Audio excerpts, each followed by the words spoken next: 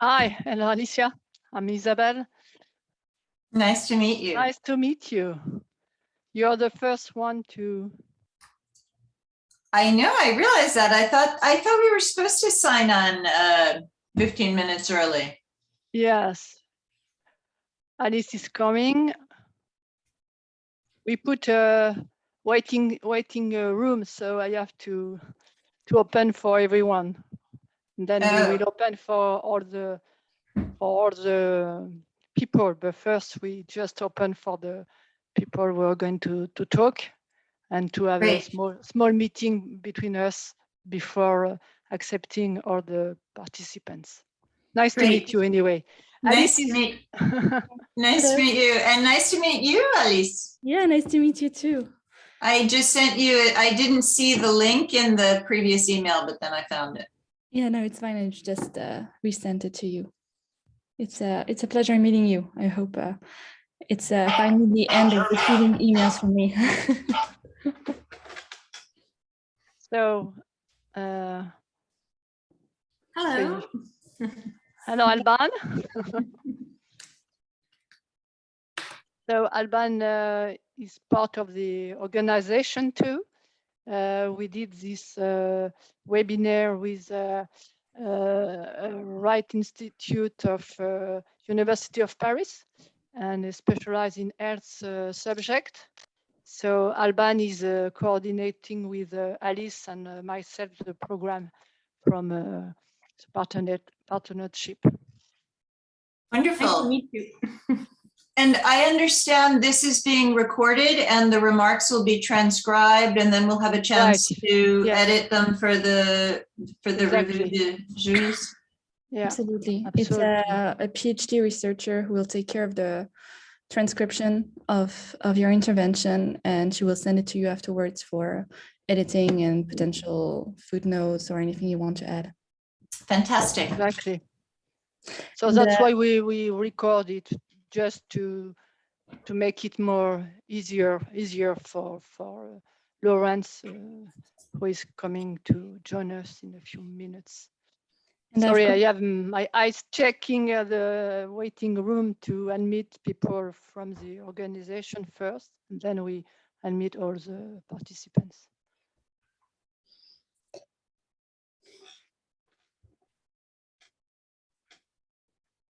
So we have a lot of people who subscribe to the meeting, about 250. Lisa Forman.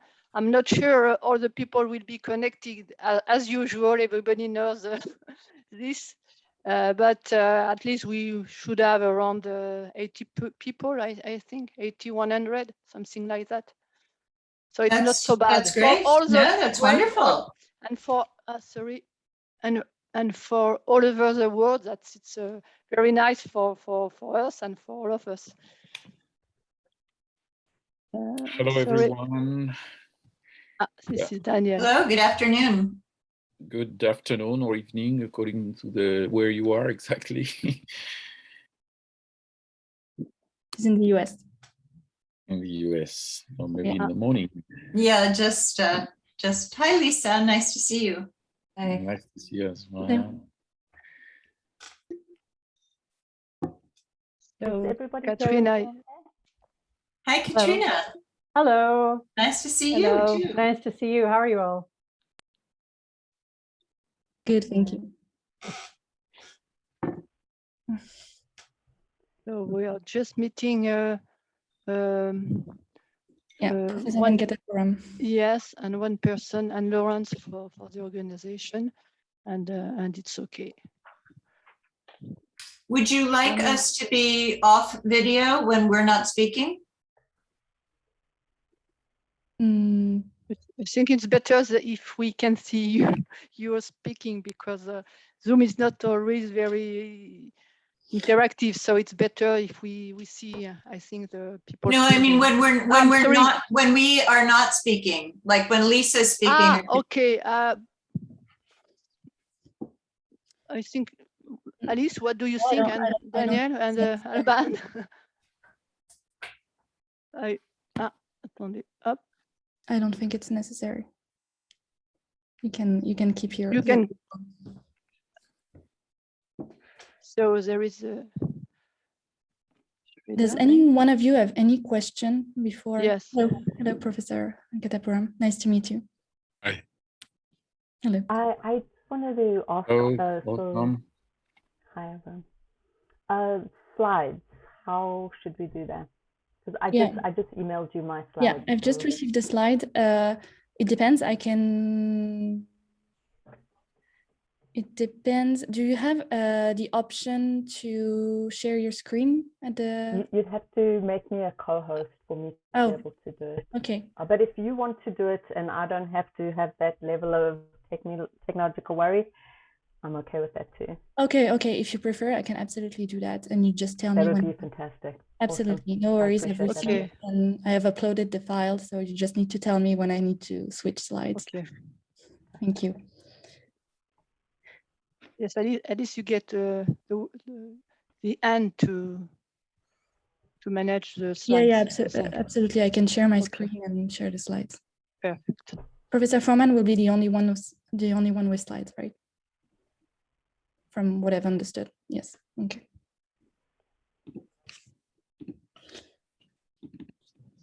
So we have for the moment around 10 person, 6 person, and they're coming to join the meeting, but we have to wait a few minutes more.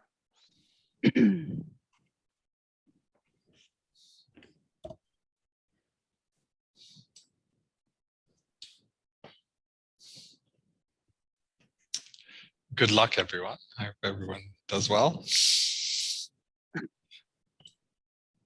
You too.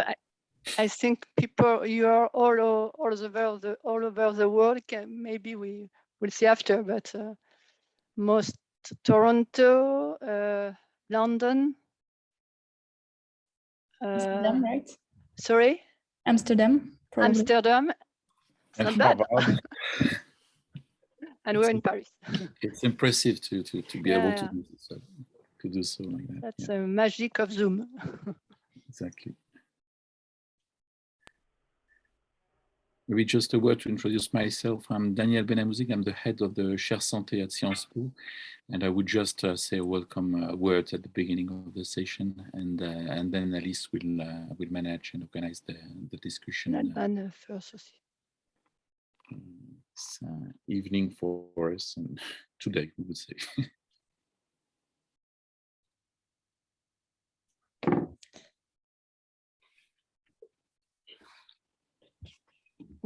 I think we can start to unmute people. Maybe we can just begin at so 60 or something. No, it's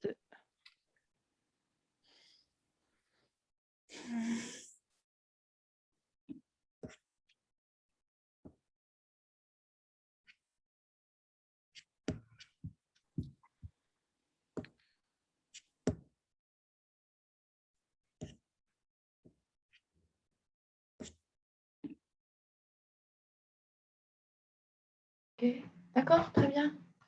Ok. Et à demain. Ah, faudrait peut-être. Please, can you, pour les personnes qui, voilà, fermez vos micros, ça serait mieux. Alors.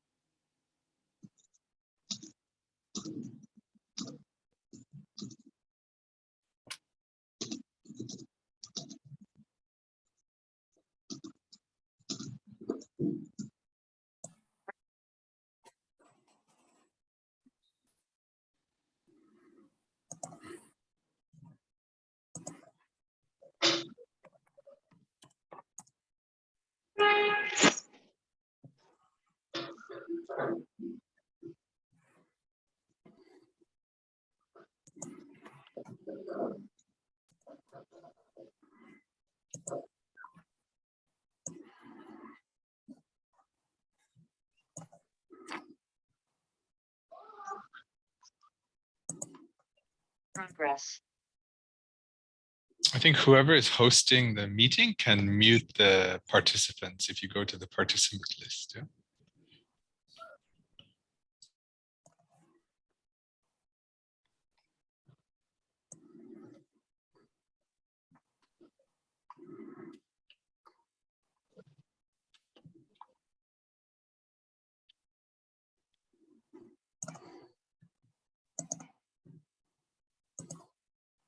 Est-ce que vous arrivez à faire ça, Isabelle?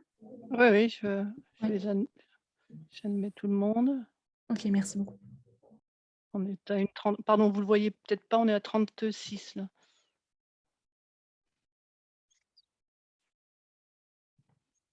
Peut-être démarrer, non? Ah, et 18, enfin, comme vous voulez.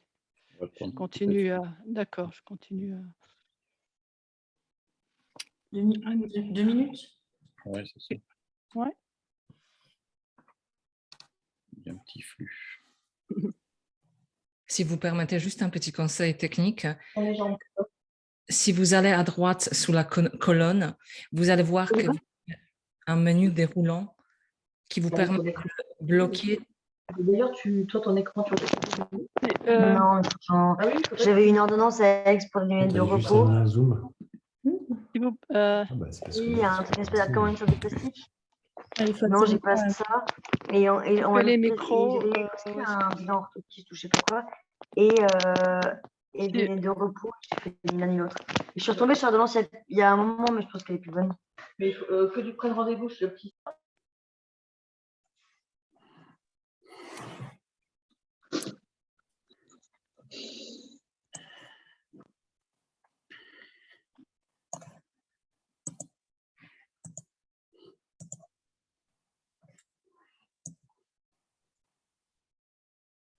Vous arrivez à faire ça, Isabelle? Parce que moi, j'ai pas la main. Oui, je suis en train de les admettre. Non, mais je veux dire pas les admettre, mais mettre tout le monde en mute. Je l'ai fait là pour... Attendez, parce que je... Donc, effectivement, la personne qui est administrateur, donc, il y a cette possibilité de faire en sorte que toutes les personnes qui entrent aient les micros qui est éteint. Ouais, je ne l'ai pas mis avant. Alors, je ne sais pas où... Le problème, c'est que je le mets en même temps. Donc, hop. On peut demander aux personnes, peut-être à l'oral, déjà de se mettre en mute. Souvent, les gens se connectent en entrant, en marchant, et ils ne vont pas voir, et ils le font par hasard, ils ne savent pas. Alors, je ne sais pas. C'est tout en bas de la colonne des participants. Vous avez un menu déroulant. Ouais. Pas la main là-dessus, ça ne me le met pas.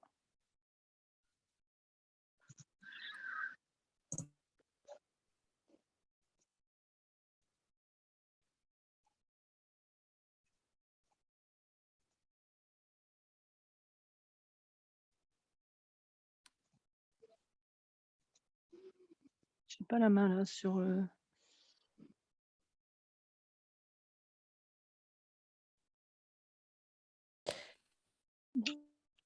Oh, elle a bloqué encore cette fille.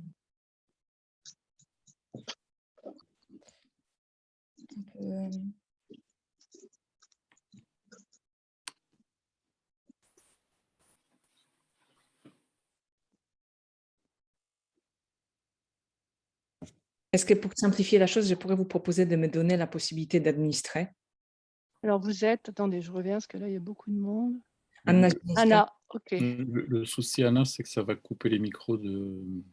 Alors, je vous mets en co-animateur, co-hôte. Normalement, ça vous donne la main.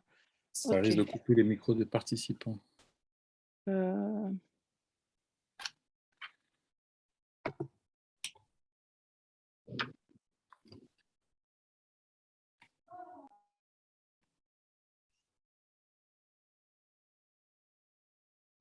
Là, c'est réglé. OK. Merci beaucoup. Merci. Bon, là, je crois qu'on est à 49. C'est pas mal. Il est 18h04. Peut-être y aller. I suggest, yes, that we start. Yes, sorry. Maybe, English. yeah, just we switch to English. We're just preparing in French all together. So just a welcome, a word to welcome you, to welcome the audience to join us today. For launching this seminar on the access to medicine. I would like to welcome our guests, the different participants and speakers who are being connected from different areas of the world, from Canada, from the USA, from the UK, and from Amsterdam as well. So welcome and thank you very much for joining us. Just a word to introduce myself. I'm Daniel Benamouzik. I'm the head of the Chaire Santé, which is a center in Sciences Po dedicated to health policy with a research program on public health issues, on health services research, and we organize different sorts of debates, conferences, and sometimes seminars. And this is the second seminar we launch this year, after another one currently occurring on artificial intelligence in health. We will have the opportunity of discussing many subjects that arose very crucially during the pandemic, but who were pre-existing the pandemic on the access to medicine.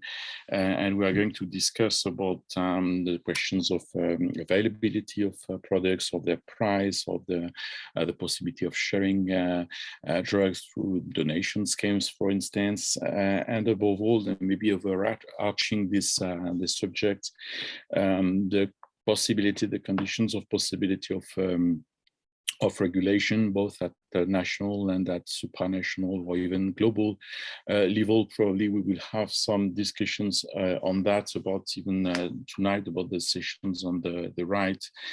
Is access to medicine a right? Just a word to thank very much the different institutions who are co-organizing this series of seminars. The Law School of Sciences Po, on the one side, the Institut Droit et Santé, the Institute for Law and Health, on the other side, and above all, to thank Alice Dartevel, who had the initiative of this series of seminars, and who conceived the program, organized the different sessions, and would be our main manager for the discussion we will have today. The whole idea of the conferences we try to organize at Sciences Po is by mixing different profiles, both in terms of disciplines. We will have lawyers today, but also philosophers, and in another session we will have some other disciplines represented. So we try to mix it, and to mix it with practitioners, both in the field of industry, of regulation, and we try to have shared conversations and shared views on these subjects. Just to say a few words about the whole seminar, the organization of the whole seminar, which will be divided in 4 sessions.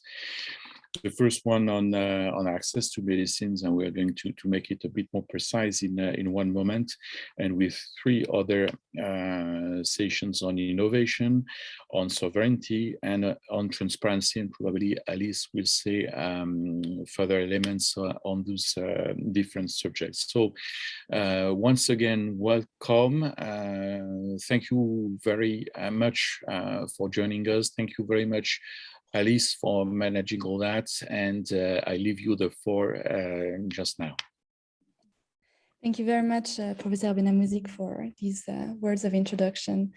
And thank you to everyone who joined us today, and thank you above all to the panelists for making us the great privilege of joining us today. So my name is Alice Dartevel. I am a PhD researcher at the Sciences Po Law School. And before diving into today's question, I will first introduce our 4 panelists. So Adisaila Yamin is a lecturer on law at Harvard Law School. She's an adjunct senior lecturer on health policy and management at the Harvard T.H. Chan School of Public Health.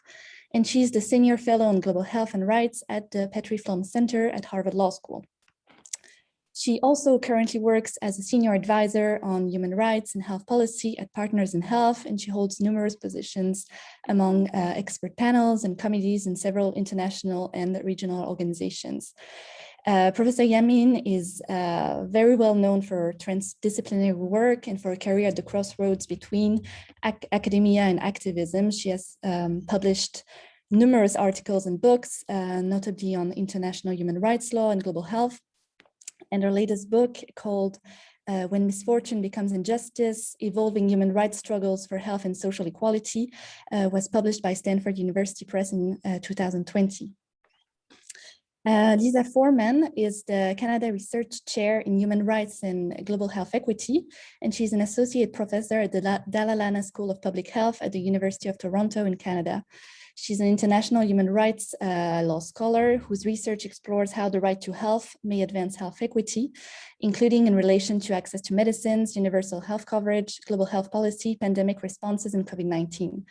And Dr. Foreman's research has produced over 100 publications and has been supported by the Canadian Institutes for Health Research, the European Commission, the World Health Organization, the Carnot Fund, and the Lupina Foundation. Katrina Peyer-Rudolph is a senior research fellow at the Law School of the University of Amsterdam. She's the co-director of the Law Center for Health and Life. And she's also affiliated with the Amsterdam Institute of Global Health and Development and also with the WHO Collaborating Center for Governance, Accountability and Transparency in the Pharmaceutical Sector at the University of Toronto. She has consulted on human rights, intellectual property, and pharmaceutical policy issues for public interest organizations, including the World Health Organization, the François-Xavier Bagnoud Center for Health and Human Rights at Harvard University, and Medicines Law and Policy.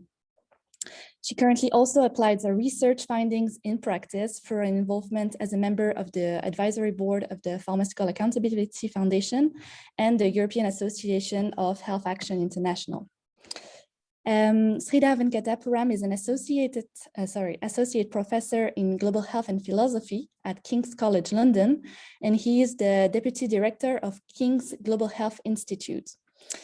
He has been at the forefront of public global health ethics for over 25 years now, starting in the early 1990s as the first researcher at Human Rights Watch to focus directly on health-related human rights violations, notably through the issue of HIV/AIDS in India. He is well known for helping establish the area of health justice philosophy, and since early 2020 has been actively serving in various pandemic ethics advisory roles at the local and international levels. He's also currently serving as an ethics advisor for several groups created within the World Health Organization, the National Health Institute, and the International Resource Group for Global Health Justice. So thank you very much to our panelists for being with us today. I would like to very briefly start this roundtable with a few words, and notably with a quote from Dr. Margaret Chan, who is a former Director General of the World Health Organization. She said back in 2010, of all the issues discussed at the World Health Organization governing bodies, access to medicines consistently sparks the most heated, sometimes divisive, and potentially explosive debates. So this remark, I believe, is still very much up to date, and it reflects the intensity of debates that have been going on for many years around access to medicines. One thing that can be mentioned up front is that access to medicines is no longer a challenge that is solely faced by low or middle income countries, as it was the case at the time of the explosive growth of the HIV pandemic, which saw the incapacity of millions of individuals infected with HIV to get access to antiretrovirals.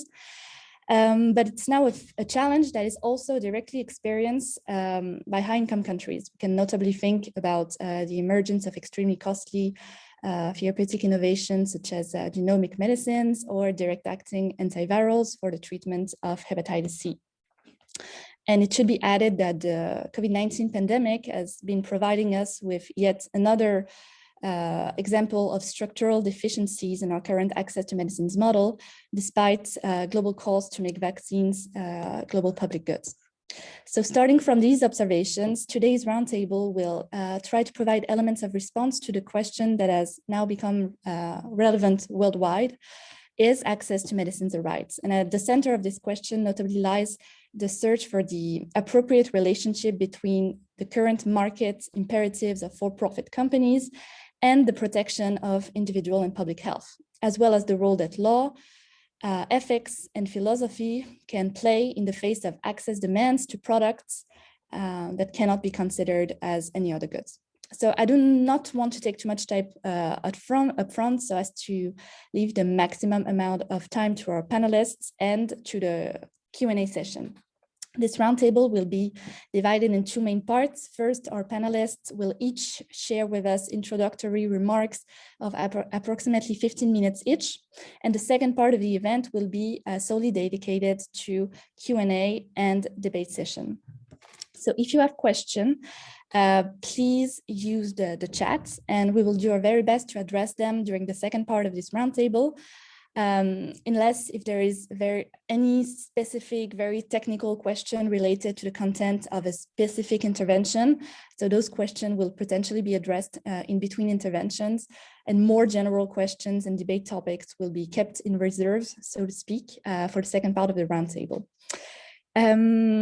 So Lisa Foreman will dive into this question first from a legal perspective, followed by Katrina Perry-Hudolf. And afterwards, Sridhar Venkatapuram will provide us with a philosophical perspective on this question. And finally, Alisa Ilayamin will provide her insights on this question as well. So Professor Foreman, I leave you the floor, and I will share my screen. Thank you so much, Alice. And I want to thank Alice, Danielle, and Isabel, and the organizers of this wonderful panel for inviting me. I'm honored to be here, delighted to be participating with colleagues I know very well, Katrina and Alicia, and have the opportunity to meet you, Sridhar. I've long followed your work, and to really be able to dive and delve deeply into the question of whether we can consider access to medicines as a right. So what I'm going to do in my time today is suggest that to answer the question of whether access to medicines is a right, we really need to delve into the deeper underlying question of whether we can consider access to, whether we consider health as a right. And I'm going to address these two interrelated questions today from the perspective of international human rights law, and whether we can say that access to medicines and health are human rights recognized within international law. So let me at the outset make my bias very clear. I am a legal scholar and a scholar of the right to health in international human rights law and the relevance of this right to health equity across the global domestic domains, looking at it from the way that it has implications for access to medicines, universal health coverage, sustainable development goals to COVID. And some of the ways in which the scholarly work on the right to health proceeds is by exploring, how is the right to health and medicines articulated in hard and soft forms of international law, and what are the implications of those articulations for policy, practice, and outcomes at all levels. Now, I'm not pointing to this work to suggest that the careers of right to health scholars proves the existence of the right to health. You could spend your career exploring Father Christmas. But I do want to say firstly that I have obviously very definite views on this question, and secondly that the legal work of the scholarly work from the perspective of law is a very particular disciplinary framework for how to answer the question of whether access to medicines is a right. So what I'll do today is explore these two primary questions. Can we consider health, and by extension medicines, a human right? And can we consider health and human rights, health and medicines as legally recognized parts of international human rights law? So there's very few human rights. I mean, if we start with the question of whether health and medicines are human rights, I think there are very few rights that are as critiqued and debated as the right to health. To some extent, this is because it isn't always self-evident to people what it means to talk about a right to health, but also because of a range of other confounding variables, including lingering Cold War politics and ideological politics that positioned economic, social, and cultural rights like health as incompatible with liberal democracy and later with neoliberal free markets. And I'm aware also that the right to health is critiqued in other disciplines like philosophy as lacking a conceptual basis, something I understand Professor Venkatapuram will speak to later today. Now, I'm not suggesting that there aren't very significant pressing questions about the legitimate scope, interpretation, and adjudication of the right to health that are absolutely unresolved. But I want to suggest that to say that there's no conceptual basis for the right to health is very difficult to square either with global health disparities or with human rights theory. So we can go to the first slide, Alice, if that's okay. Awesome. So in global health research, we show graphs, slides like this all the time to illustrate the tremendous health disparities that there are globally around access to fundamental forms of healthcare and to medicines. And academically, we know what these statistics refer to, and I think intuitively all have a sense of the human cost these statistics speak to. There's few of us who don't know from our personal lives what it means when poor health becomes a reality for you or your loved ones, and how wrenchingly difficult that experience can be. And we know from our academic lives that poor health and poor healthcare are not randomly distributed, but are fundamentally determined by things like income, geography, race, class, and gender, where we see the worst health outcomes frequently experienced by people who are at the intersection of those axes, particularly poor, indigenous, and racialized women. And we know that these disparities are true not just in low and middle income countries, but also in high income countries, including Canada and the US. The South African Constitutional Court has described the dynamics that produce these kind of differential outcomes very well in other contexts, saying that these result from how multiple combinations of privilege, power, and vulnerability produce structural elements of discrimination. And I think very comparable ideas are reflected in the prevailing way that we understand the social determinants of health. These are structural elements that permeate our systems. They play out in our health systems in producing very gross and grievous forms of discrimination, and they play out in the politics, law, and policies that have treated healthcare and medicines as an economic or trade commodity and as private property, rather than as public goods, basic human needs, and the appropriate subjects of human rights. So to say that health is not a right is to say that these kinds of disparities and the health-related human costs, the pain, the misery, the suffering that is associated with these disparities, is to say that those somehow lie beyond the appropriate scope of human rights, that they don't touch on people's inherent dignity and equal worth, which are two of the core values that offer the conceptual foundation of international human rights law. And it is to say further that these outcomes cannot be traced to specific acts and specific omissions by specific agents. So I think if we are to take seriously the idea of human rights, that is an idea of human rights that's rooted in notions of dignity and equal worth, it's no more plausible to exclude health than it is to exclude free expression or bodily security. And I think we find quite persuasive support for this idea, paradoxically, not from right to health supporting countries, but from the opposite. So in Canada, where I live, the Charter of Rights and Freedoms excludes economic, social, and cultural rights, and the Supreme Court has persistently refused to recognize a positive entitlement to healthcare. Next slide, please. But when a former government severely cut a refugee healthcare program several years ago, a Canadian court found this to be a grievous violation of charter prohibitions on cruel and unusual punishment and non-discrimination, saying that this violation shocked the conscience and outraged our standards of decency. I think this is as strong a condemnation of a human rights violation as you could find.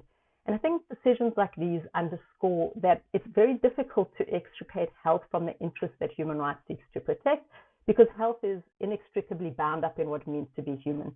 And I'd say that if we are to try and exclude health from the concept of human rights, we are straining the logical and conceptual coherence of the idea of human rights. so let me move into the second question. Can we say that the right to health and medicines is recognized in international human rights law? And I think all of you will know that if you ask lawyers if something is a part of international law, they'll almost always say, well, it depends. And I'm not going to be very different here. I think it does very much depend on what we understand to constitute international human rights law. Next slide, please.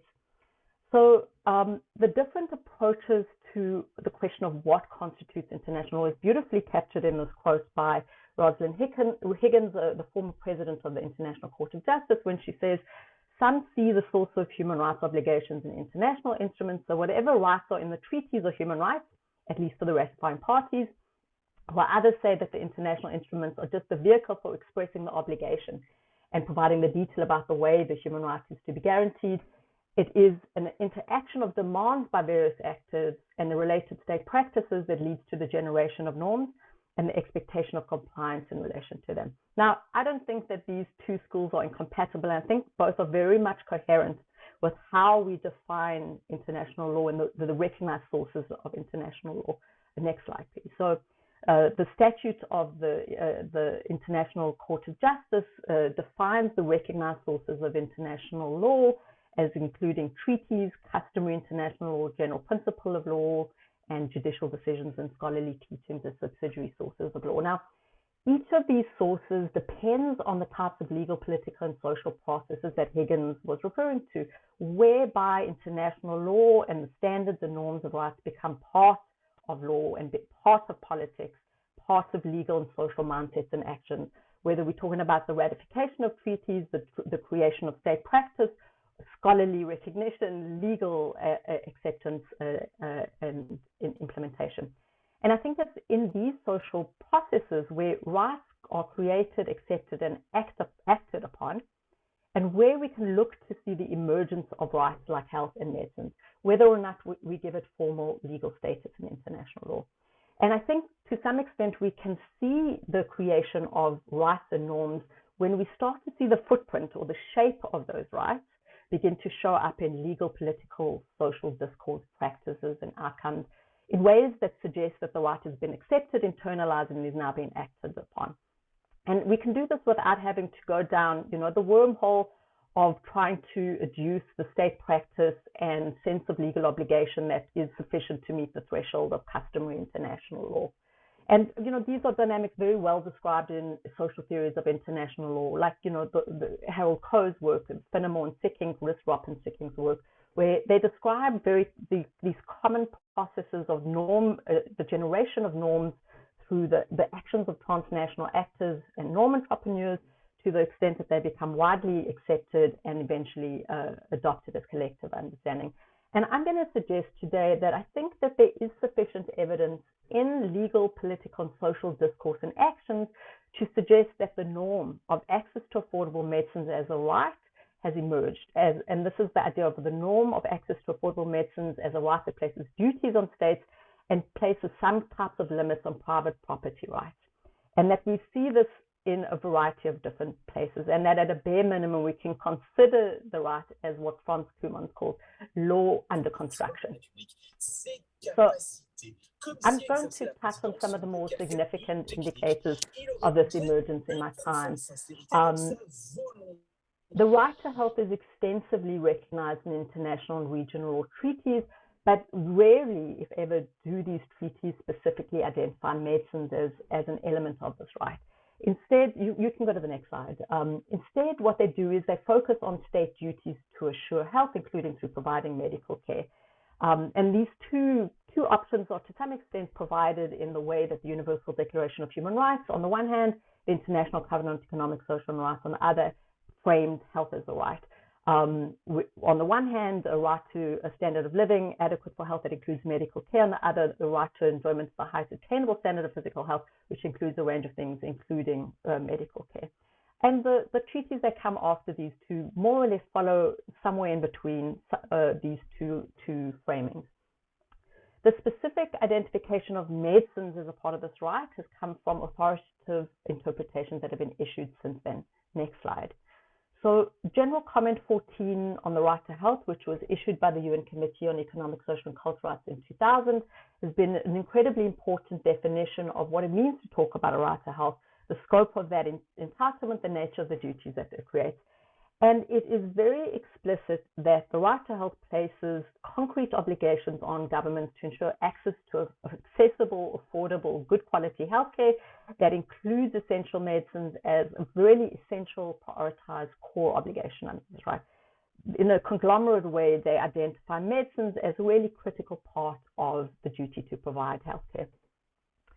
And this is completely consistent, of course, with the treaty text of Article 12 that says the right to the highest attainable standard of health requires states to prevent, treat, and control disease and to provide medical care for all. It would be very, very difficult to suggest that either of those things can proceed in any kind of adequate way without medicines. The other really important interpretation came in 2006, almost in the aftermath of the civil society campaigns for affordable antiretroviral medicines in low and middle income countries, where the committee expanded this interpretation specifically to what the implications were when the right to health and intellectual property rights came into conflict. So in General Comment 17, the committee explicitly differentiates intellectual property rights from human rights and says, look, intellectual property is a social product with a social function, and this means that states have a duty to prevent unreasonably high costs for access to essential medicines from undermining the rights of large segments of the population to health. So this rhetoric of access to affordable medicines as an essential part of the right to health that places constraints on intellectual property rights, I'm going to suggest is the norm. And it's a norm that we have seen reflected and repeated in multiple places. So next slide, please. The specific location of medicines into the right to health comes in successive resolutions from the Human Rights Council since 2001, where in increasingly clear and more specific language, the Council has recognized access to medicines as a fundamental element of the right to health, an essential dimension of the right to health that is relevant to health issues from HIV to universal health coverage to COVID. And these resolutions were adopted in that body by consensus. You can go to the next slide. We see something comparable that looks a little bit like this norm coming out of the WTO itself in the 2001 declaration, the Doha Declaration on TRIPS and Public Health, which was adopted at a WTO ministerial conference, really at the height of civil society campaigns for affordable medicines, in order to reinforce the legality of using TRIPS flexibilities to promote broader access to affordable medicines. And this part, I think, is a very interesting piece of Doha, where the states that produced the Doha Declaration recognize that TRIPS can and should be interpreted and implemented in a manner supportive of WTO members' right to protect public health and in particular to promote access to medicines for all. Now, obviously, this is not in any shape or form explicitly talking about human rights. It's talking about rights under TRIPS and the legal possibility that TRIPS creates to use flexibilities like compulsory licensing, which were massively contested as unlawful. But I think it's extremely notable to see that the language used is of a right to protect public health and a right to promote access to medicines for all. This is language that mirrors the language of the right to health and mirrors the demands of human rights advocates at the time in ways that I think makes it less persuasive to say Doha has nothing at all to do with claims of access to medicines as a human right. We can go to the next slide. The other place where I think we see very clear emergence of the norm and right of access to medicines is in the tremendous growth of litigation around the world on access to medicines, where over the last 20 years, as the international treaties have been increasingly ratified and the right to health has been increasingly incorporated into domestic constitutions, civil society has increasingly approached domestic courts claiming access to medicines under these both international and constitutional rights to health as well as other rights like life.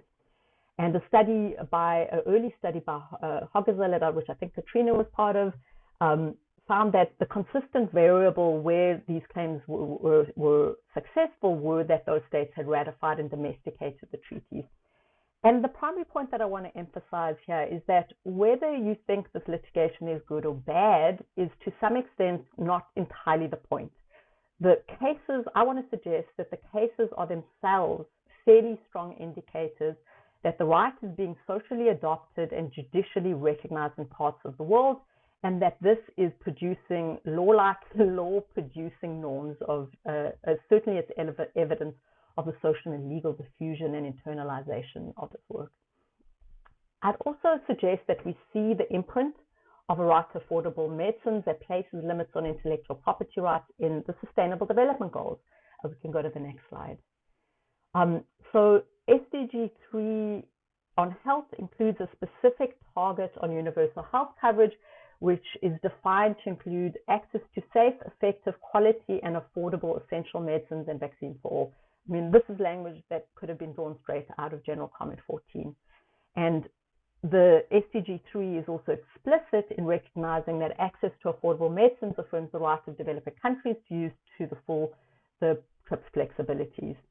Again, this is language I think is drawn almost verbatim from the Doha Declaration. The SDG framework doesn't anywhere explicitly reference the right to health.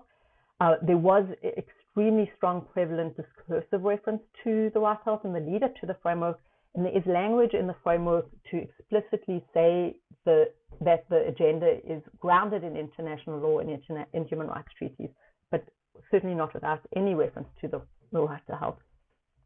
There's been a tremendous amount written about the way that universal health coverage and the SDGs do or do not comport with the right to health, including by, I think, all of us on this panel, and I'm not going to rehash that work, other than to suggest that the wording that we see in SDG 3 here on universal health coverage, on access to affordable medicines, on the use of TRIPS flexibilities, indicates a very broad global uptake of some important parts of the norm of a right to affordable medicines.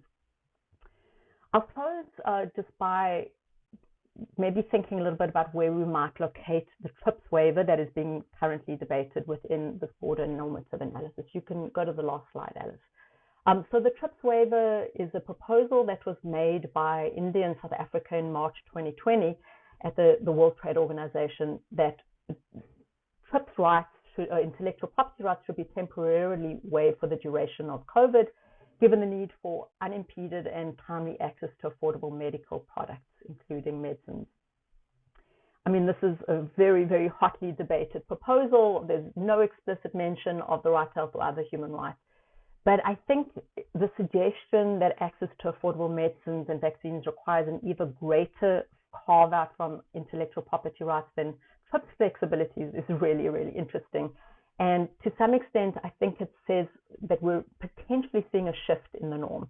We're seeing a shift from that the norm of access to medicines as a right that places limits on intellectual property rights may be actually shifting to accommodate another cornerstone principle of international human rights law, which is that emergencies can justify necessary, proportionate, and time-limited restrictions of rights in service of collective welfare, including public health, and that the TRIPS agreement is not immune or sealed off from these broader principles of international human rights law. And of course, the uptake of this norm will prove whether this new normative dimension of the right will be taken up more broadly.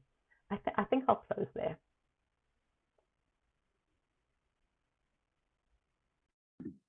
Okay, thank you very much, Professor Foreman. If there are no specific questions, we can move on to Professor Perry-Rudolph's remark. Thank you. Shall I begin? Yeah, okay, great. Thank you very much for this invitation to join this panel. I'm honored to be here. Thank you to the organizers, and I'm looking forward to discussing with the other panelists. Let me start by sharing some of the recent news that I read. $190,000 US per patient per year. That's the latest medicines price tag to make headlines worldwide. It's for Brixanti, or enzalutamide. It's a reported wonder drug for prostate cancer. And it worked so well that last year the WHO deemed it an essential medicine. But at that price, many public health systems and private patients in developing and industrialized countries will be unable to afford it. And this case, like many others, raises ethical and human rights dilemmas. Today, I'm going to focus on the human rights law dimensions of access to medicines and issues around expensive pharmaceuticals. Now, we know from Lisa's presentation just now that providing access to essential medicines that are defined by the World Health Organization is a component of the right to health under one of the most important human rights treaties, the International Covenant on Economic, Social, and Cultural Rights. And the 171 state parties to the covenant illustrate the broad commitment to the rights enshrined there and to the interpretations of those rights by the Committee on Economic, Social, and Cultural Rights, which monitors the covenant's implementation. I'll refer back to this committee as the committee throughout my remarks here. So to go a bit deeper into what precisely essential medicines are, it's a concept proposed by the WHO to signify those medicines that are needed to meet the priority health needs of a population. They're proven safe and effective, and they're often selected considering cost effectiveness. Essentially, of all the possible medicines that exist on the market, the WHO seeks to identify a limited set of medicines that are essentially the best buys, particularly for governments with limited resources. These best buys will as WHO would say, get these governments the best health outcomes for the money that they're spending. And so that's why the WHO establishes a model list of these essential medicines and revises it every 2 years. And from that, national governments are encouraged to select and refine this model list based on the national priority needs in their population. But when it comes to human rights law, essential medicines are so critical to the right to health that providing them is considered to be a minimum core obligation on governments. And the minimum core concept was conceived by the committee as the absolute minimum standard necessary to achieve human dignity. So without realizing the minimum core, the committee warns that the right to health would lose all meaning. The WHO's list of essential medicines has been seen by many then as a minimum entitlement to a finite and relatively universal list of medicines.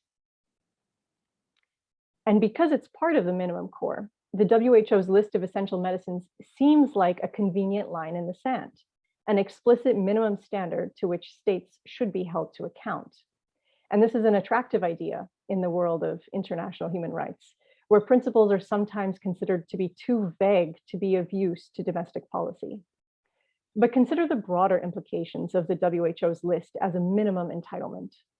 In the era of unrelenting and excessively high medicines prices, how feasible is it for states to provide this list of essential medicines as is required under the right to health?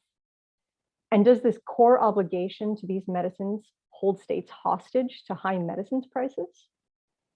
And if states can't genuinely cannot provide an expensive medicine listed by the WHO, is that state then committing a rights violation? Today, I'll argue that we should look at these questions through the lens of reasonableness. Reasonableness is a flexible and a responsive benchmark to assess state action to realize social rights in relation to a state's available resources. And I propose that we should ask, have states taken reasonable action to provide essential medicines? And in doing so, today I'll show how human rights principles can guide domestic lawmakers and judiciaries facing these queries about how to fairly and equitably distribute health resources. And part of my talk today is drawn from a paper that Professor Foreman and I published in the Journal of Human Rights Practice. Now, first, let me say a few words about the standard of reasonableness. Reasonableness was brought into the realm of international human rights law in the 2013 optional protocol to the International Covenant on Economic, Social, and Cultural Rights. The optional protocol establishes an individual complaints mechanism to the covenant, and the protocol is only applicable to the state parties, which are currently number 26.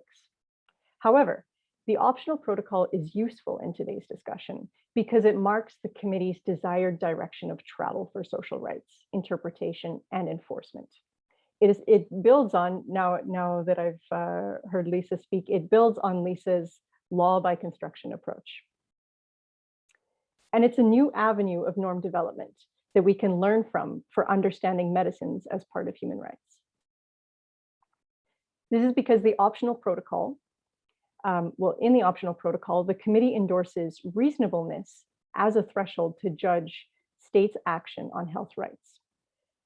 Now, reasonableness departs from this minimum entitlement to a list of medicines that is sometimes disconnected from the local context and from the local available resources.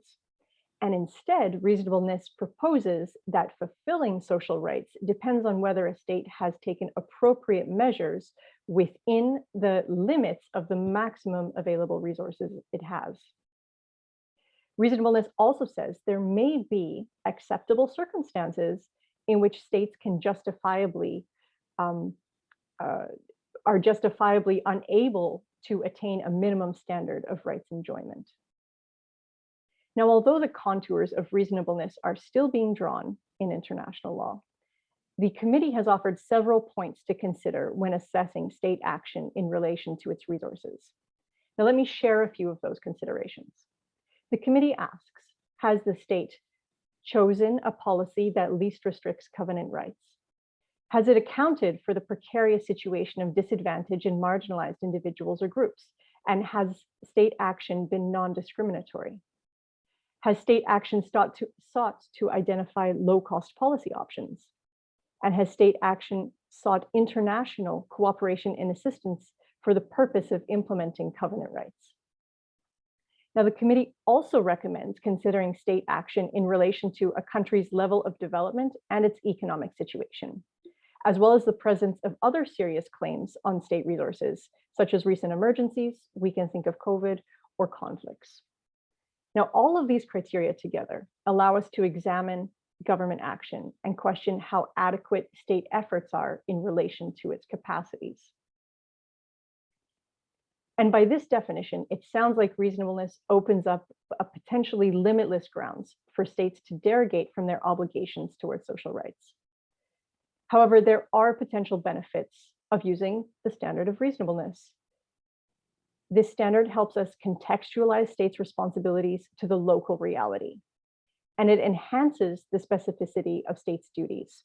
It helps to craft a clearer picture of state obligations than what is presently found in international human rights law. And because these standards can be made more tangible, then state compliance, monitoring, and accountability to these standards can also be enhanced. Now, let me look at how two criteria from the standard of reasonableness could be applied to state action towards essential medicines. These examples also show how human rights principles can be translated into operable guidance for national pharmaceutical policy. Now, the first criteria I want to look at is sufficient public spending on essential medicines. The committee has made it clear that insufficient state expenditure on healthcare that deprives individuals, especially vulnerable and marginalized individuals, of enjoying their health rights is a clear violation of the right to health. But how much public spending is sufficient? Well, in 2016, the Lancet Commission on Essential Medicines Policies estimated that between 13 and 25 US dollars was needed per person per year in order to provide a basket of 200 essential medicines. Now, that cost may seem minor to many, but research has shown that low and middle income countries often miss meeting that minimum threshold of 13 US dollars per person per year when it comes to public spending on pharmaceuticals. And this can be for a variety of reasons. Some of them can be genuine and legitimate limitations on state resources, and others can relate to spending on other areas of government policy, such as military or other aspects that are not contributing to realizing social rights. And this is why public spending should be one of several criteria for judging a state's provision of essential medicines. The second criteria I'd like to discuss is the duty to seek low-cost alternatives, which in the pharmaceutical sector implies the promotion of lower-cost generic medicines and state regulation of medicines prices. Let's not forget that the right to health empowers governments to take steps to regulate the private business sector in order to ensure that all medicines are available at affordable prices. Now, when all other measures fail to yield affordable prices, states can use the flexibilities in the TRIPS agreement. And this approach is endorsed by the WTO's Doha Declaration, and it's also justified by the committee that permits the right to health to place limits on intellectual property rights related to medicines. Now, these are examples of low-cost policy measures that states can and should use to provide essential medicines. Now, these are only two examples of points to consider whether states have taken reasonable action on essential medicines. And I'm certain that my colleague panelists will address other criteria such as non-discrimination and priority for people in vulnerable situations. But let me close this part by saying that using the lens of reasonableness that is offered to us in international human rights law can provide several important nuances to the question of providing essential medicines as part of the right to health. One, it offers a granular roadmap of state duties in relation to their resources, and this can guide national pharmaceutical policies and the sector. It also offers legal and human rights justifications for certain pharmaceutical policies. And this can be a tool to counteract pressures against politically unpopular decisions, such as allocating maybe scarce vaccines to prisoners, or to counterbalance a focus on industrial interests over public health. And third, the reasonableness approach offers a novel judicial test for domestic courts that must judge government action to provide essential medicines. Now, many domestic courts have historically given little consideration to public policy questions of resource sufficiency and efficient allocation of resources. And the reasonableness approach offers an alternative. And with that, I'd like to close my remarks here, and I look forward to discussing in a short while. Thank you. Thank you very much, Professor Perry-Rudolph. So we can now give the floor to Professor Venkatapuram. You're ready. Brilliant. Thank you very much. Can you hear me okay? Okay, fantastic. So good evening, everyone. I'm sitting in London, and I want to start with thanking all of you for making time this evening for this discussion. I want to thank the organizers for including me in this panel, the panelists for doing this. It's a pleasure to see all of you in person, or at least through my television screen, and sort of be participant. And I especially want to thank Alice for inviting me to this panel. It's a great privilege. So I have 15 minutes, and I think that as these two speakers before me have shown, there's just so much richness and so much depth that we can go into. And I don't want to try to summarize books and sort of large treatises into my 15 minutes. So I'm going to be a bit more philosophical and a bit more, I'm going to make a little bit more trouble for you this evening in a couple of ways. I'd like to start with two sort of comments about thinking about the way that we're thinking about this issue. And then I'd like to make an argument about, is there a right to access to medicines? The first is that, as Alice stated, and what I sort of agreed to, is to take a more philosophical approach to this question and this conversation. And to me, what that means is take a much more closer look at the conceptual sort of the concepts and the conceptual analysis of what we're talking about. So, in sort of applying that, I'd like to say two preliminary things. One is that, the title about is there a right to access to medicines is, for me, quite an interesting way of putting a question. But also what it does is that it reinforces the asking of a question when there's been so many answers already been provided it. So we've been asking this question for at least 3 decades now, and there's plenty of answers to it. So the question is, why are we still asking this question of, is there a right to access to medicines? And so what it makes me think about is a couple of things. And I now, as a result of the last 2 years in this pandemic and all this stuff, am much more confident and much more open about saying things. things, which is that there might be a really great answer that has been provided already, but the answer isn't popular, or it isn't being repeated or shared with different kinds of people. What I mean by that is that there might be quite a very good answer and a sufficient and coherent answer that has been produced by an African philosopher or a lawyer, but it just hasn't been shared, it hasn't been cited, it hasn't been sort of talked about. There might be a philosopher in London who made an argument for this 20 years ago or something, but people just don't share it.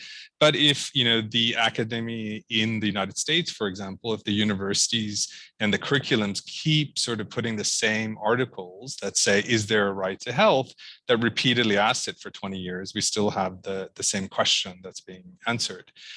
So I think that there is, for us to a moment here to think about, this question and the answers is sort of who's answering them and who has been answering them, and why do we not get sort of all the different kinds of answers, and are we sort of really looking at everything that's going on?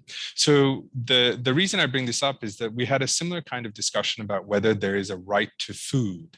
And it's not just a human right to food, but just it was a right to food. And this was in the 1960s and 70s. There was sort of catastrophic famines where millions of people were dying. And there was this question about, is there a right to food? And there was a great amount of work that was done on the right to food, a great amount of legal and philosophical work as well. But, a lot of those questions and a lot of those answers and discussions have just not been popular and have not been well known. So a lot of the talk that we're doing now about, is there a right to something that is not immediately available? Is there a right to something that is really expensive? Is there a right to something that the government cannot provide? Those have all been done before. It's just a question that those discussions haven't been sort of recognized, or the people that made those answers haven't been given the recognition that they should have. So that's one. And I think that this is, I think, an interesting thing to think about, is that, why are we still asking this question? The second thing is that in terms of, I was very surprised that the question about, is there right to access to medicine, was being asked in Paris, because usually this question is something that we ask in, poor countries or something like that, or about poor countries. But nevertheless, I thought perhaps this is a language translation problem. Perhaps by medicines, we mean something else. It can't just be pills that we're talking about, or pills and injections, maybe something even broader. Or do you mean healthcare? And, is this about the right to access to healthcare? And I think that the two speakers before me sort of took different approaches, is that saying that if we are talking about medicines, we have to talk about the right to health, or we're talking about right to essential medicines. So there is this sort of question about, what are we talking about? What's the scope of what we are talking about? But I have to tell you, and I have to be honest with you, is that I think that the right to access to medicines is actually a distraction from the idea that we should be looking at the conditions for being healthy. And access to medicines is the actual sort of one small component. By far, what makes people healthy is not whether they have access to medicine or whether there's a hospital down the road. It's about the kind of conditions that they live on their daily lives from the beginning. But nevertheless, just like when there is a famine and we need to have food given to people when they're starving, when people are sick, we need to be able to say that they need to get medicine. So the question is, do sick people have access to medicines or right to access to medicine? It's a very specific question. But if you're asking a question about, is there a right to health, of which there is access to medicines, I would say there's a particular way of getting there. So let me begin by sort of two different perspectives. One is, the question is there a right to access to medicines, as if we are the objective observer and we are looking at this situation in the world and saying, should we sort of be able to identify it? And so some people can take an empirical approach or a social science approach or a legal approach to identify which systems offer that kind of right. I think I'm not qualified to answer that question, but I can answer one question: is, should there be an access to medicine, and on what basis should there be an access to medicine? And what I would say is that the question really asks a couple of more questions, which is, why we're not really interested in the concept of a right. This isn't about what is the right to medicine, what's the construction of right. What we're really interested in is medicines. And is there a right to this thing called medicines? Because we think that there's something valuable about medicines themselves.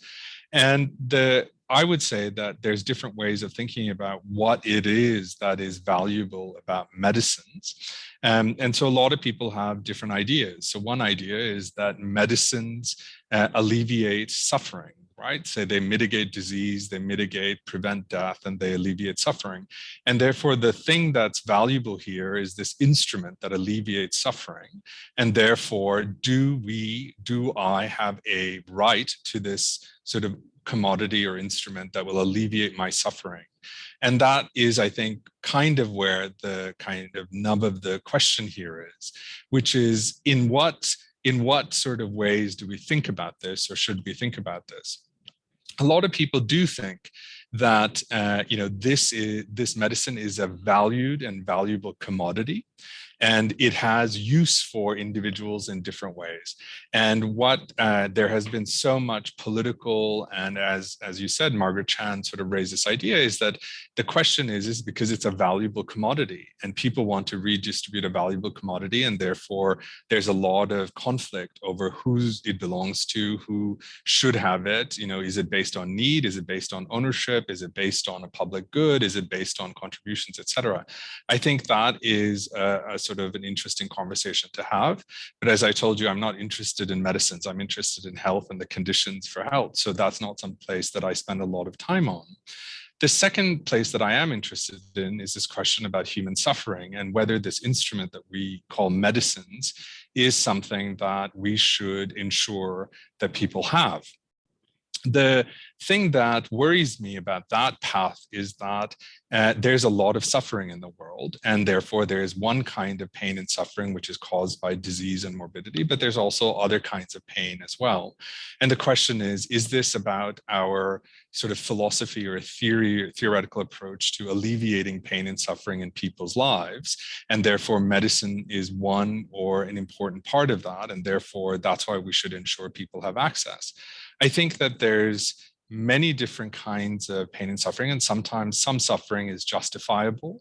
Love, heartache is, I think, one classic example, which is sort of something that we really don't want to medicate away.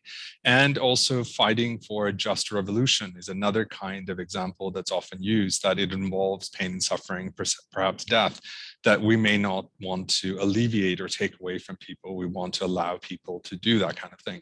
So we could talk further about this idea of what are the different kinds of suffering and how do we reduce it, and what's the best way, and whether sort of medicines are an important part of that. I think a better way to think about this is to think about health as a freedom of some kind. And what it is that rather than thinking about pain as being the most thing that we care about in people's lives, what we should be thinking about is quality of people's lives and what kind of quality of life that people are having. And as a result, one way, and the approach that I sort of use and support is this idea of freedoms, which is that we should be thinking about quality of life in terms of how free people are to be and able to pursue the things that they value in life. And so pain is a great constraint on those pursuits. And therefore, we should be concerned about pain and suffering that constrains individuals to live the kind of lives that they want to live. But the object or the singular thing isn't just about alleviating pain, but actually ensuring that individuals have those freedoms or possibilities to achieve what they want to achieve. So why I think this is a useful path is that many people think about freedoms and don't ask the question, is there a right to freedom? Right? So this is one of the, I think, why I sort of wanted to do this talk, is that we are so, capable of sort of saying, oh, is there a right to medicine? Maybe not, maybe yes, but very few seminars. I've never seen a seminar in the last 10 years, 20 years that says, is there a right to freedom? Right? So it's the concept of whether we can think about health as a freedom. And that is something that I think would allow us to really rethink our asking of this question and why we sort of ask it in the particular way. So why is health a kind of freedom? And so, there's lots of literature that's been done. I've written a lot, and other people have as well, is that we have misdiagnosed the concept of health by thinking that health is the absence of disease. It's not, and that sort of way of thinking about it isn't, that we're better off thinking about health as a variety of other ways, using other concepts. And my particular concept is this idea that to be healthy is to be able to do a basic set of things that constitute a decent life or a flourishing life. And so when we think about health, we should think about health as being able to pursue some basic or decent level of sort of things that human beings do. So medicines really comes in here because when people are constrained in their ability to be and do what they value, how free they are in their lives, then medicines become sort of an important part in alleviating those constraints or mitigating the harms that are experiencing. And therefore, this allows us to sort of make an argument for why people have an entitlement to medicines. The other important way that this argument also is helpful is that people will also have a right to medicines that don't exist yet. And this is an important thing, is that when we think about access to medicines, we often talk about access to existing medicines. But if you think about this idea that health is a kind of freedom and people are entitled to freedoms because we all around the world plausibly agree on this as being a basic entitlement, then those people who have impairments or diseases that are constrained, that there is no existing treatment for, then you can still make an argument that people have an entitlement to, sort of for policies and actions to reduce those impairments, which means to be able to do research and to be able to produce those kinds of medicines or healthcare. So I'm going to end here. Hopefully that sort of has stimulated some sort of agreement or disagreement or thought in you. But I wanted to first sort of thank you for raising this question, because it is a question that greatly annoys me, but it's also something that allows me to think through the things that I wanted to say to you. Two is that I think that by far, the more important thing here is about conditions for health rather than access to medicines in terms of sustainable health for people around the world and even during a pandemic. But when people are starving, you need to give them food. When there is a pandemic and there is a vaccine, you need to give them a vaccine. But I think that we need to start sort of expanding the conversations to conditions for health. And third, in trying to get an argument for a right to access to medicines, I think we should think about health as a type of freedom, and that medicines enable that freedom or sort of help us ensure that people have those freedoms. And it also allows us to make an argument for medicines that don't exist yet. So with that, once again, thank you, Alice, for this invitation, and I look forward to the discussion. Thank you very much. And I will make sure to suggest your alternative question to the Sciences Po administration for potential next seminars. Thank you very much. So we'll move on to Professor Yamin before diving into the Q&A and debate session. Thank you very much. Thank you, Alice. This has been really fascinating to listen to all the different kinds of responses from the different panelists, who I know all of whom, so that's also lovely. I want to add my thanks to Sciences Po and the organizers, and especially to Alice, who's just done a superlative job in pulling this all together and being incredibly responsive to all of the questions that we've thrown at her. I actually asked Alice if I could go last to try to pull together some of the comments, so I'm going to try to do that. By training, I am a lawyer, but I also have a degree in public health, and I've organized programs in health systems, and I work with the the Technical Advisory Group of the WHO on health technology assessments and setting priorities for universal health coverage, for benefit packages. So, and as a lawyer, I work with constitutional courts on implementing judgments, on structuring adjudication around health and medicines. And then as an advocate, I work at the People's Vaccine Alliance and on the ground. So I'm going to try to connect some of the dots here. As a lawyer, I approach this question sort of steeped in legal realism. Many of you may have heard of the commonly cited aphorism from Oliver Wendell Holmes that said, "The law is what the bad man says it is." And in this context, I would say the law is, whether access to medicines is a right, is what the destitute sick person says it is. So starting there with a somewhat more skeptical view than what you have starting from the international treaties, I'm going to talk about more or less what the law is, but also note the difference in the question of what the law is and what the law should be, the normative construction of the law. And note, as others have, as Sridhar in particular has, the way I approach human rights is very much that we look at moral rights before we look at how legal rights are constructed iteratively over time.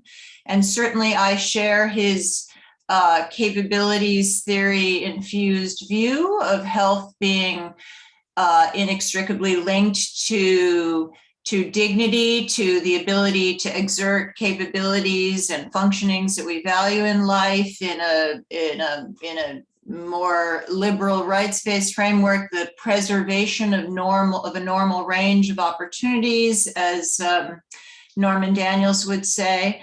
So the should question and the should health be a right is quite separate. I also agree with scholars who have argued that the right to health is actually not peripheral to the liberal state in any way. Robin West and others have said if rights in the liberal state are to prevent life from being nasty, brutish, and short, then health should be absolutely central to that endeavor. But I want to go back now to sort of first describe kind of what the law is and how to decipher what it is. And then second, come to some questions that have been percolating in the conversation so far about when focusing on a right to access to medicines might actually not be, not lead us in the progressive direction that we, I believe, all aspire to. And finally conclude with some other remarks. So first, as Professor Foreman, as Lisa pointed out, in international law, the right to health is well enshrined, well recognized in not just the International Covenant on Economic, Social, and Cultural Rights, but in a variety of treaties, regional and international, that have been ratified, one or the other, or multiple have been ratified essentially by every country in the world. And as also pointed out, that is not just about medical care, that is about preconditions to care, some of the underlying determinants, not the full scope of social determinants to which Sridhar referred, but underlying determinants of health too. It also relates to not just entitlements to medications or other forms of care, but freedom from coercive imposition of those treatments or interventions, which are equally important. But that's kind of a narrow slice of understanding what the content of the right is, or what it means to people in the physical world in countries. And that's because those rights are abstractly formulated and necessarily require some kind of vernacularization, some kind of process through which the content is deliberated and the trade-offs that are faced at national level or at local level are confronted, because all rights involve trade-offs. So at the constitutional level, at the national level, we also see the right to health enshrined across a wide array of constitutions, in not just in certain high-income countries, but in middle-income countries and low-income countries. There was a sweeping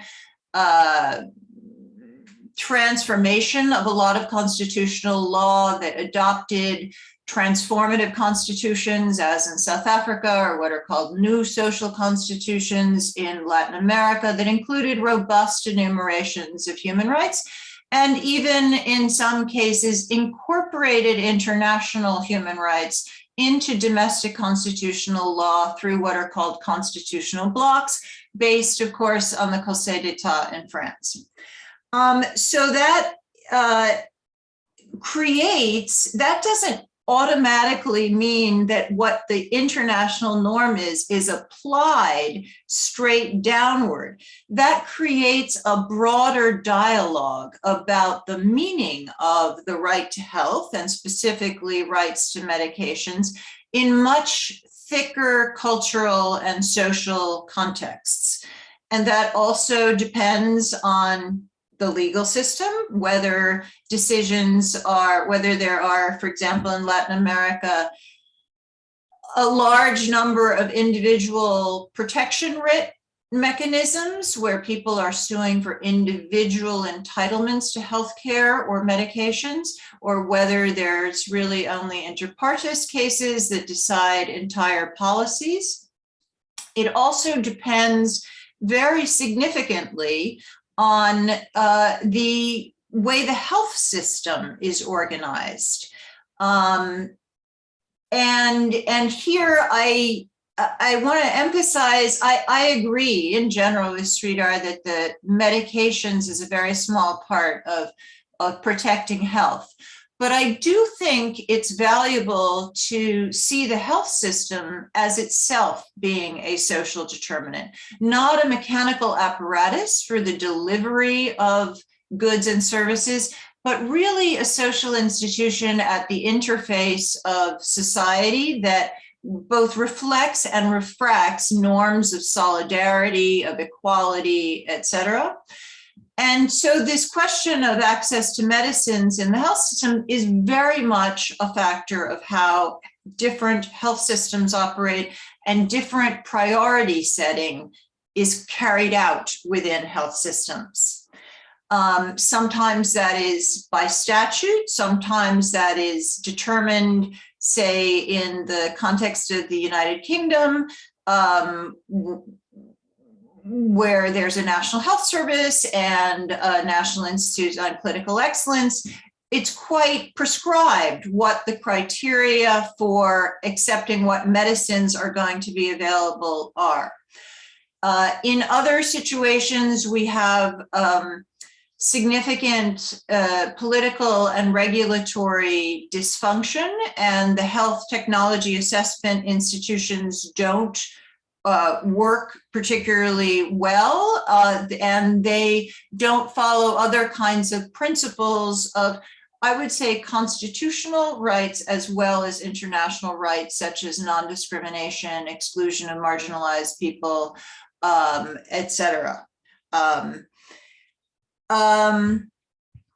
And then, of course, the other way, which Katrina and I think also Lisa alluded to, that the right to health is defined is through judicialization, right? Judicial understandings of when rights to medicines are reasonable to be ordered.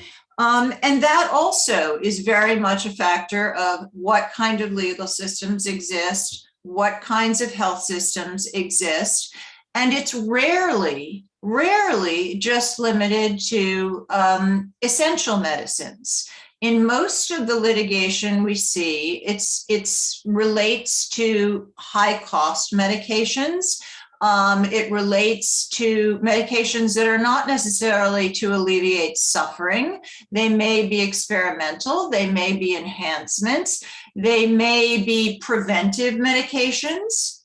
It very much depends, right? There are interventions say, for example, in vitro fertilization, which include medications, but include other factors too. So there's a level of complexity that I think exists about what, to what do we have a right? And I mention that because in the judicialization of health, it is not uncommon, in fact, it may be more common than not, that there are gray areas. So if you have surgery, say, for a knee replacement or a hip replacement, it may be that the actual conduct of the surgery is covered, but that there is a gray area about whether the prosthetic knee or hip or whatever joint it is covered and whether the medications are covered.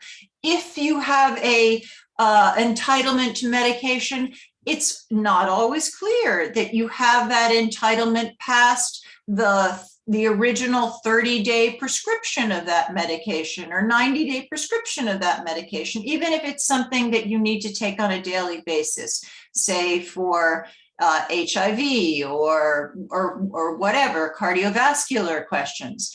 So the whether a right exists is to the person on the ground is really determined quite a bit more, I would say, by the way that right is interpreted through and the level of politics and regulation and regulatory gaps and compliance gaps that exist at the ground.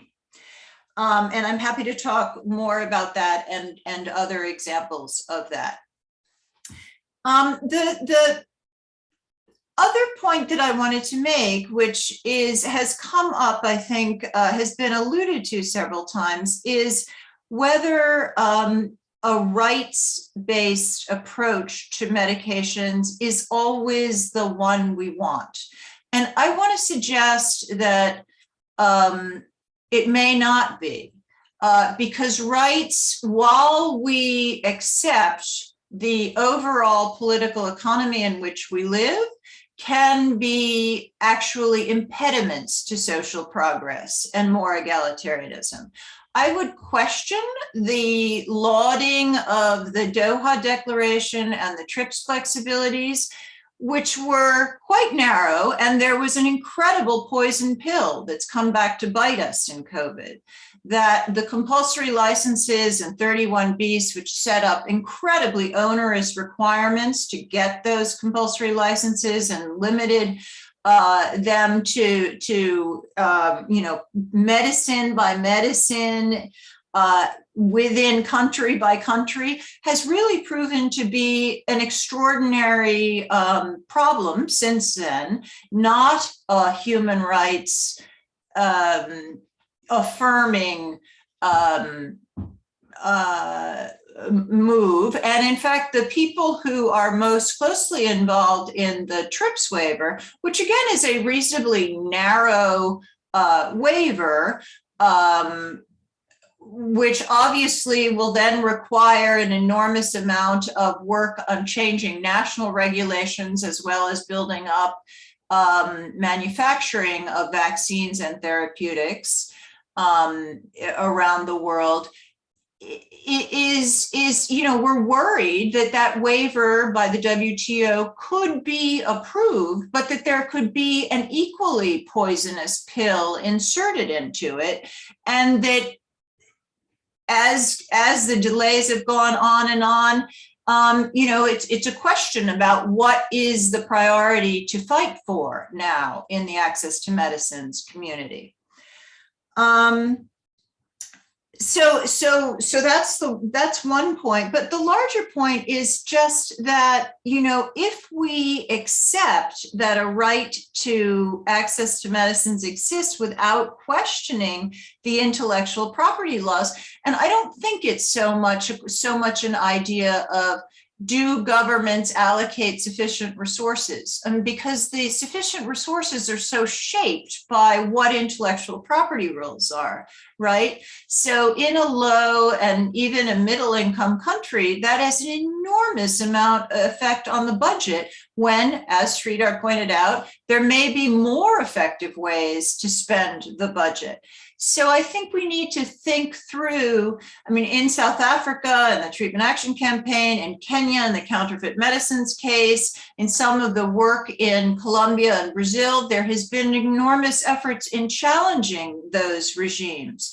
But without challenging those regimes that construct rights in a narrow way, I'm not so sure that we should be pushing for rights to access to medicines. I think we should be pushing for global health justice, frankly. And to the extent that using a rights framework does not support democratic political action and democratic political economies, it may not be the best frame to use. And I'll conclude with this final remark, I think, which I think also intersects with some of what Sridhar was saying, which is, in my view, access to medicines, taking it seriously as a matter of global health equity, requires democratizing information, right? So that requires addressing the intellectual property challenges and those rules that shackle many of the countries in the world, and also transfer wealth from the poor to the wealthy in wealthy countries. I mean, there is absolutely no reason that insulin that costs $10 to manufacture and has to be taken every day should cost $300 to $400 for somebody in the United States. That's absurd. So that needs to be tackled. But at the same time, I think we also need to understand that all medicines don't come from pharmaceutical companies and in pill form, you know, that there are an enormous number of other conceptions of traditional medicine that are much more contextual, much more integrated into practices. And it is the same kind of sort of hierarchical, colonialist, rigid governance in global health that prevents those other knowledge forms percolating up and existing not as subordinate or invisibilized, but as other forms of knowledge that also need to be included and circulated in the discourses of global health. So I'll stop there. Thank you very much, Professor Yamin, for your remarks. Thank you to all of you for, as Professor Venkataparama says, this question comes over and over again for the past years. There are many ways to understand these questions, many ways to respond, to provide elements of response to these questions. And I'm really grateful that we got to hear your 4 insights into this question. I just wanted to take this timing to briefly thank Alban de Grassa, who represents here the Law and Health Institute of the Paris University. And I wanted to say that she's a hospital pharmacist, and she's also a lecturer at the Paris University in health law and economics. And she's done a lot to help us with the organizations of all of these seminars. So I just wanted to correct this mistake of not mentioning her in the first place. We've got lots of questions coming in. So maybe first we're going to start with specific questions that I'm noticing for Professor Yamin, since she was the last one speaking. There is Anna Zielinska, who is asking, what is the poisonous pill behind the TRIPS waiver? She says she understands your argument about the Doha Declaration, but not this one. She says that many countries are ready to produce classical vaccines, so time was not the problem. South Africa was immediately able to produce Janssen, just as India or Brazil was with AstraZeneca. So if you could perhaps clarify this point of the notion of a poisonous pill to qualify the TRIPS waiver. So the answer is we don't know yet, right? The Europeans have circulated a number of different sort of counter proposals, and we don't know what the waiver in its final form will look like. I mean, Partners in Health is part of the People's Vaccine Alliance. We've worked very, very hard on this. We were behind Catherine Tai buying into the waiver on the vaccine, if not diagnostics and therapeutics. So, you know, I'm adamantly in favor of the waiver, and I think the resistance by a small handful of high-income colonialist powers is just disgraceful. But we don't know what the final language will look like, and we don't know how narrowly it will be drawn. Thank you. There is also a question that's, I guess, all four of you are more than enough suited to answer. Is Coco Tortorelli, who is asking in what sense is the pharmaceutical patents barriers to access to medicines for all, especially in low-income countries. She notably underlines the fact that these patents allow pharmaceutical companies to gain returns on their investments and hence contribute to the research and development of new drugs. So if any one of you is ready to answer this question. Well, I'll take a first stab at that. So, you know, it's absolutely true that private pharmaceutical corporations should be rewarded for investing in research and development. I believe that. But say, take the vaccines in COVID, which is the easiest example, or the therapeutics, but let's take the vaccines because they're, you know, governments have subsidized the research and development for these vaccines to the tune of billions of dollars. The US alone has spent over $1 billion. So the parameters set on the profitability and marketing of those vaccines has not reflected that enormous public investment that has already been made, right? So the pharmaceutical companies are essentially making money twice. We're paying twice. And that is profoundly inappropriate. Privatizing public, what really should be public goods, but there is an active privatization. Maybe I can jump in and follow that up based on what you just said, Alicia. There is, and actually this privatization of public investments and public de-risking of this research and investment is a intentional state policy. And that's where the human rights argument comes in, that the state is responsible to regulate the private pharmaceutical industry and regulate what they do with public funding. For example, by including conditionalities in the research grants that they provide to the private sector, or even to the advanced purchase agreements that many of governments used to help speed up the last stages of drug development and get those vaccines on the market rather quickly. We made an analysis of some of the contracts that the European Union signed with several companies, and based on the information that was not redacted, we could not find any evidence of any conditionalities on the funding that the EU granted to these companies. I think Professor Foreman wants to add something. Sure. Well, just to the Coco's question, I mean, I think the other piece to bring in here is the very significant evidence to show that the innovation system isn't working very well for diseases in high-income countries, and it doesn't work at all for diseases in low and middle income countries.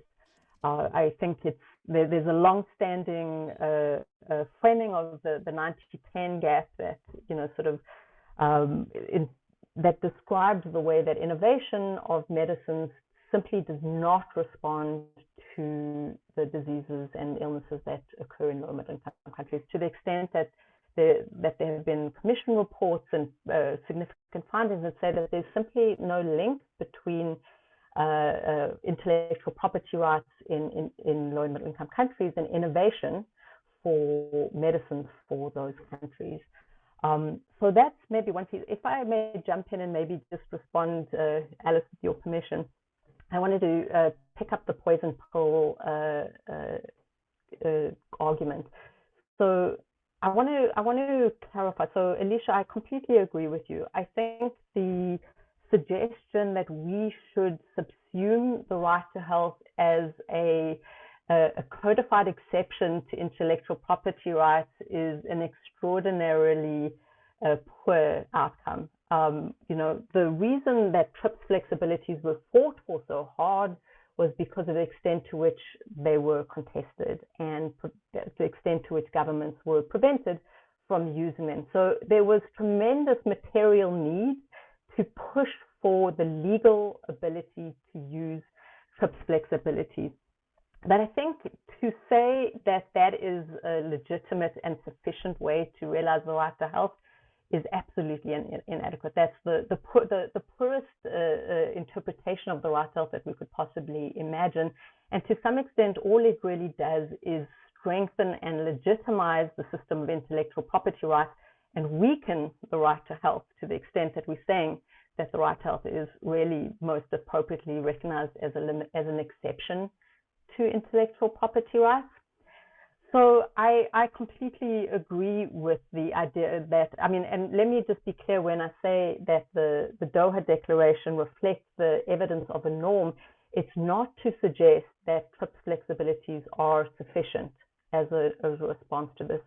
I think the argument has been out in the literature for some time to say, from the global panel on HIV and the law, to say we need to lift TRIPS in totality. I remember going to the high-level panel on access to medicines in 2016 and making that argument there, and it obviously found no purchase in the final report. I think it was seen as incredibly naive. So the fact that there is a tremendous shift in the way that we're approaching TRIPS now, I think is a positive thing.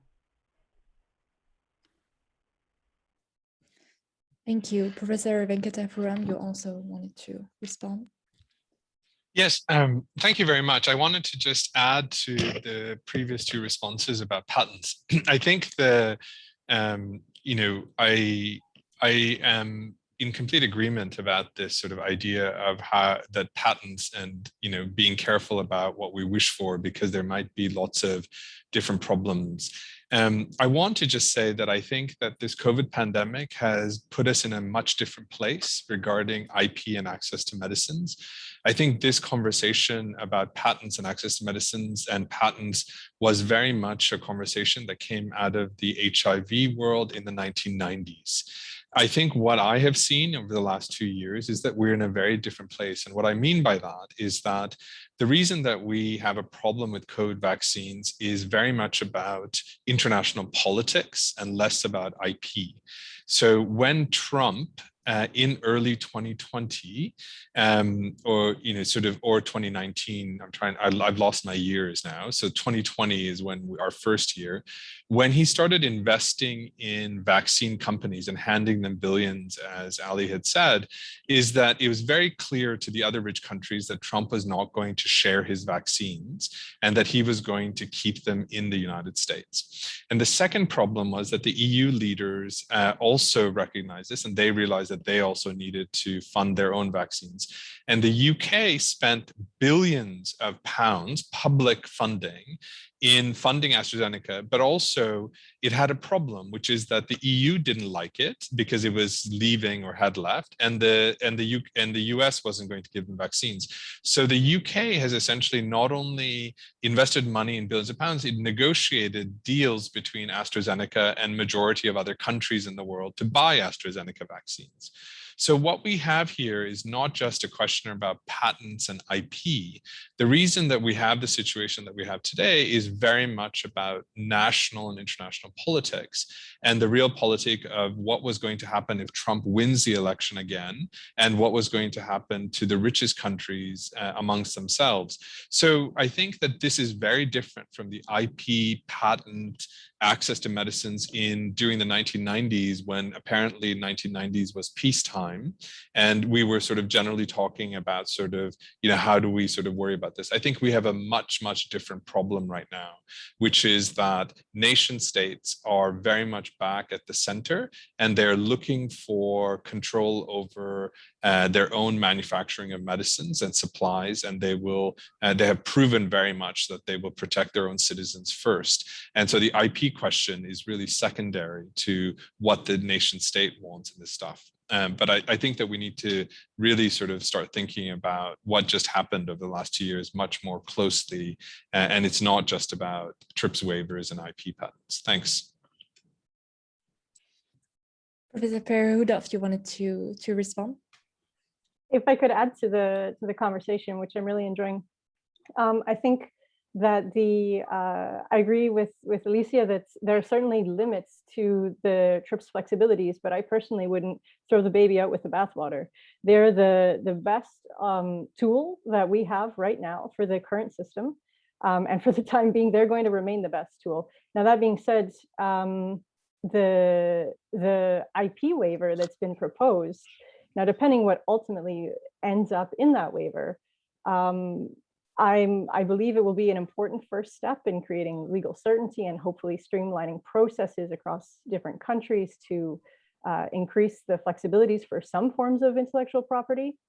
But I'm doubtful it will be the magic formula that we need. And so the cynical part of me also asks, are we not, with the TRIPS waiver, are we not faffing in the margins of the major question, which is how to increase manufacturing capacity? And how to share the knowledge, the know-how about how to manufacture medicines. And then this comes to Sridar's point just now about nationalistic tendencies in the current crisis. And I agree that we've had the geopolitics has largely decided how important parts of this pandemic management has gone. But international law also allows these national interests to protect know-how and trade secrets, which is exactly what we need to make more vaccines. And international law currently doesn't have let's say at least a tried and tested way of making that information, which is typically held by companies and allowed so under national law, to be made available to the public sector. And so we're in an extreme quagmire here, and I'm optimistic about how things can go forward, but I also recognize the limitations of international politics and international law. Thank you very much. This allows me actually to jump in myself with a question, because you've just talked about the sharing of know-how and the protection that is granted to these types of information through trade secrecy laws by states themselves. And obviously states are the primary duty bearers in international law, but I was wondering if you could give us some information on what type of duties could a potential right to access to medicines, what types of duties could it bring to private companies who hold the secrets of these know-hows and in the end the capacity to produce vaccines. So I was wondering if you could provide some insights on that. I can speak. I'm glad to. Go ahead, Oh, Lisa. go ahead. No, you go for Katrina. So I'll take a first attempt at that. So, you know, international human rights law is a state-centric body of law. It primarily it articulates duties for the states that ratify the treaties. And when it comes to non-state actors, the duty is incorporated in the state duty to regulate the actions of non-state actors that impact on, you know, essential life interests that are captured, that are protected in human rights. And that's obviously a very limited frame for achieving outcomes. The states where pharmaceutical companies are located are the least likely to want to regulate them, given the extent to which they support and promote very sort of expansive types of policies and intellectual property rights, to the extent that the US effectively has policed international recognition of intellectual property rights consistently for 30 years, from the, you know, sort of using the US Trade Representative to sanction countries that have tried to do anything other than what the companies want, not even necessarily what TRIPS suggests that they can do, which is use TRIPS flexibilities. So it's not a sufficient frame for addressing non-state actors. I mean, international law has tried for over and over time to produce binding norms that bind non-state actors and transnational companies in particular. And there are numerous attempts that have not worked. I am aware that right now there is a treaty that is in negotiation on human rights and transnational corporations. And I believe that, I haven't seen recent drafts, I believe it'll produce probably something very close to the type of norms and rights that John Ruggie proposed corporations should be bound by, which is a very minimal obligation to respect rights and not to interfere with rights. But I think what we certainly have seen in the context of antiretroviral medicines, of the broader campaigns for affordable medicines, is that the law is, and the details of the law matter less. When it comes to public claims for affordable medicines, we can play out these demands in legal courts, and often this is exactly where the battles take place. And this is why those laws become actually extremely important. But we also can have this play out in the realm of public opinion, and have public opinion become a persuasive and coercive mechanism for achieving the outcomes that we ask for in human rights. I mean, that's what we saw happen with the antiretroviral medicines. We've seen it, some levels of success around other medicines.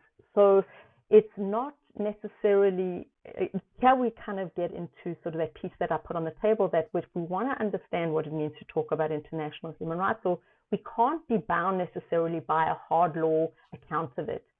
The force of the norms, the production of the norms, often lies in these social processes, including when it comes to non-state actors and pharmaceutical companies. Thank you very much. Yes, Professor Perehuda. Thank you.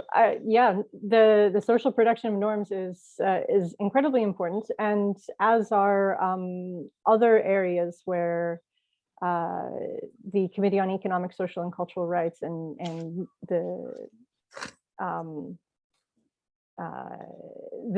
UN mechanisms can generally promote norms development. So, for example, the Special Rapporteur on the Right to Health, Paul Hunt, he also recognized the challenge of access to medicines during his tenure as the first Special Rapporteur, and developed a series of responsibilities of pharmaceutical companies with respect to access to medicines.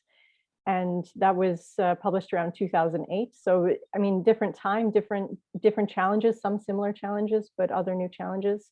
And my advisory work with the Pharmaceutical Accountability Foundation has been to work with them on their sort of Paul Hunt inspired index on evaluating pharmaceutical company conduct during the COVID crisis and trying to understand to what extent vaccine and therapeutic companies' responses have been aligned with their human rights responsibilities.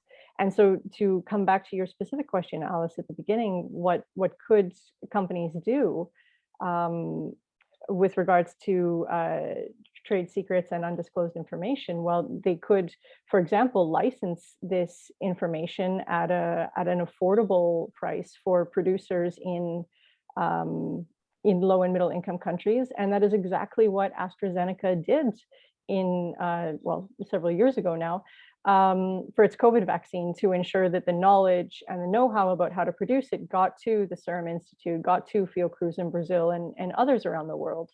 And that's in part what helped to scale up production of that particular vaccine in other regions of the world.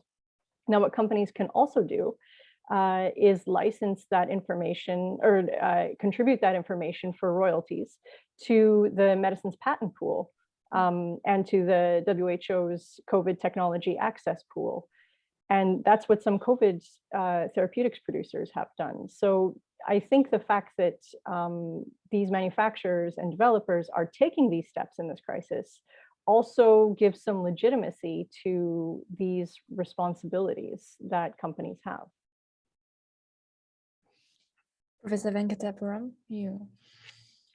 Thanks very much. And I'm so sorry to the audience that this is all just panelists speaking. I wish that we could actually have a way of getting everybody else who are experts in the conversation as well.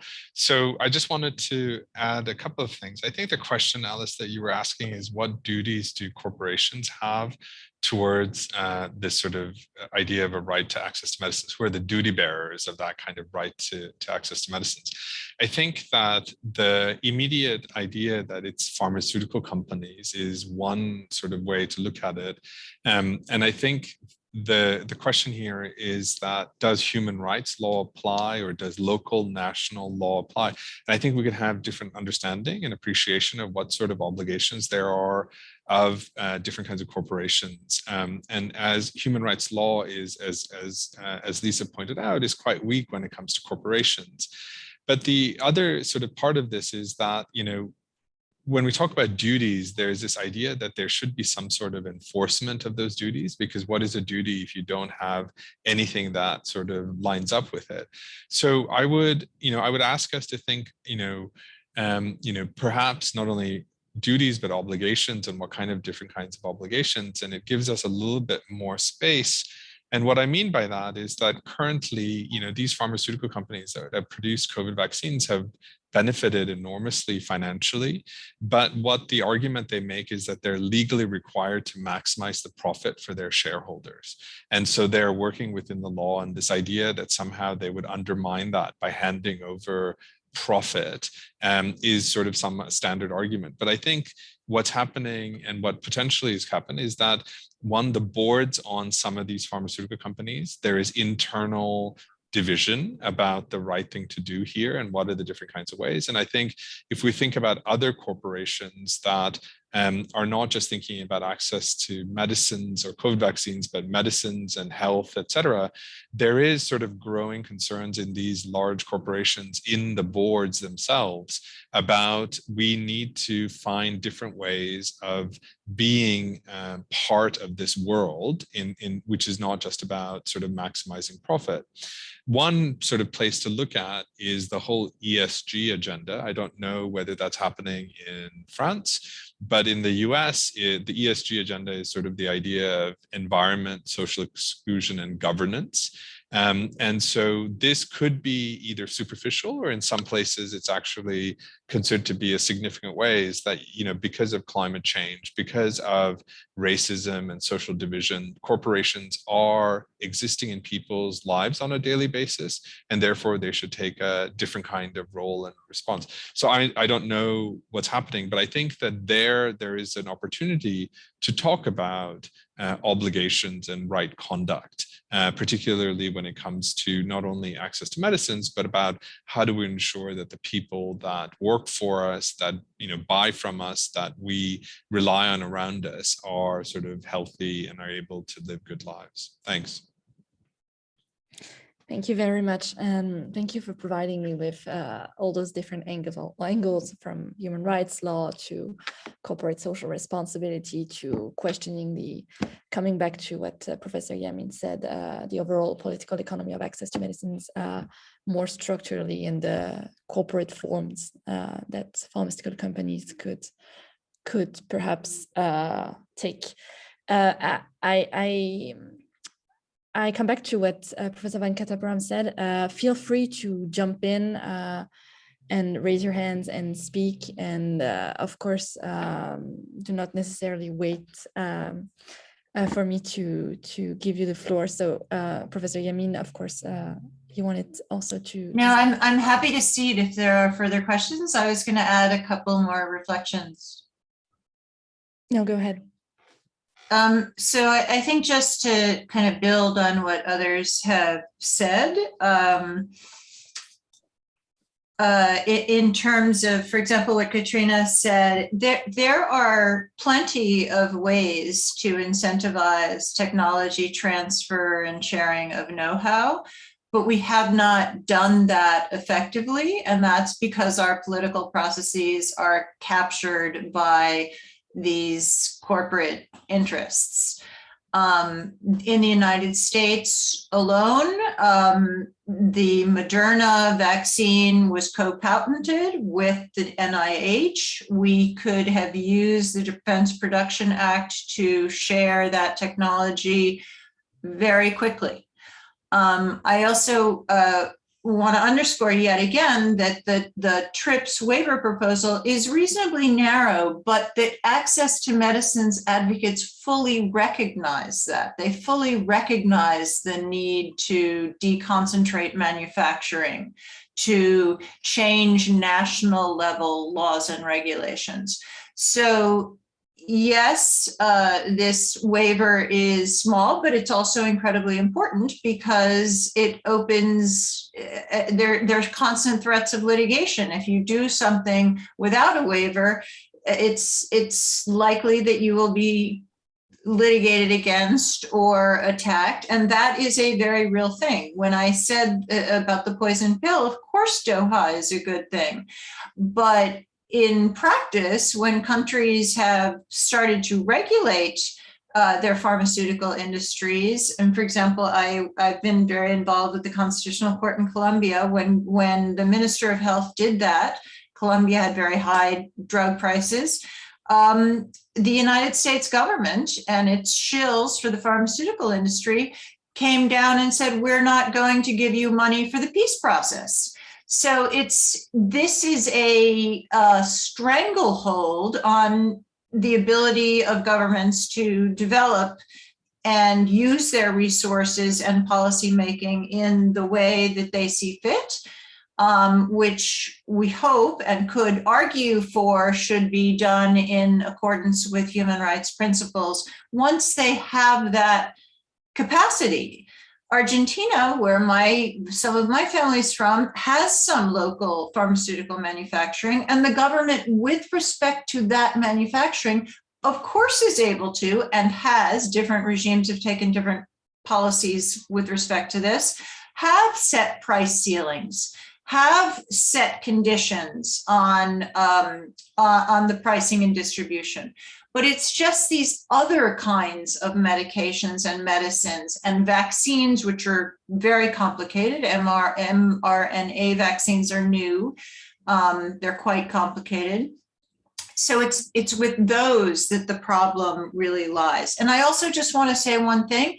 The pharmaceutical companies themselves shaped these rules, right? And we can't forget that. Edmund Pratt, who was the head of Pfizer at the time, was an architect of the TRIPS agreement. So we can't forget that they are setting the rules that are then governing them. And they're being interpreted by governments that are captured by lobbying functions. Thank you very much for these fascinating remarks. We're going to take one last question from Hannah, who is raising her hands. Thank you so much. Sorry, I just wanted to add something to everything that was said, and it was really very interesting and important. But at some point, you mentioned, someone mentioned that AstraZeneca behaved correctly at some point of the recent history. Indeed, they did with India, but still, even though they started to produce a vaccine in India quite very early, the distribution of this of the India-produced vaccine was not in India's hands. It was decided by the UK or by AstraZeneca. So it was very limited, and it provoked a scandal, as you might remember, because at some point India was still forced to export vaccination when they had this awful wave of Delta variant. So it didn't work that well. And then Brazil was begging for the receipt for months. They lost thousands of lives, and they were totally able to produce the vaccine. And now Brazil is producing AstraZeneca vaccine, that's true, but 1 year too late. They really lost too many people. And they really, Brazil and Latin America are countries which are incredibly pro-vaccine, unlike many other countries, Eastern Europe, for example. But here we just lost too many lives. And there is also this funny problem with Moderna that was mentioned by Professor Yamina, that Moderna is fighting with the US about who owns the patent for the vaccine. So Moderna is behaving very ambiguously, and this is one of the reasons why the waivers should be on. Moderna decided in autumn 2020 that they will not enforce patents on their vaccine as long as the pandemic is on, and this was the official version for a while. And now we see that WHO is helping South Africa to produce the Moderna vaccine, and yet at the same time Moderna bizarrely filing full patents in South Africa, and we just don't know how they will behave, because they are goodwill declarations made on their websites only engage themselves. It's not enough. This is something that should be known by the states. It should be transparent for the local producers, for them to know whether they are able or not to engage into a genuine production, long-term production of these new vaccines. So I still think that patent waivers are absolutely necessary, not sufficient, of course, but it's just the necessary trivial first step. I do not want to deprive any of the speakers of the possibility to respond. If you want, briefly, if someone wants to respond to your comments, Anna. But yes, we're very sadly lacking time, and it's terrible to give a halt to this fascinating conversation. But what I can say is that a lot of the conversation has drifted on patents and the underlying legal infrastructure of intellectual property laws around medicines, and that actually gives me the best hook to introduce our second seminar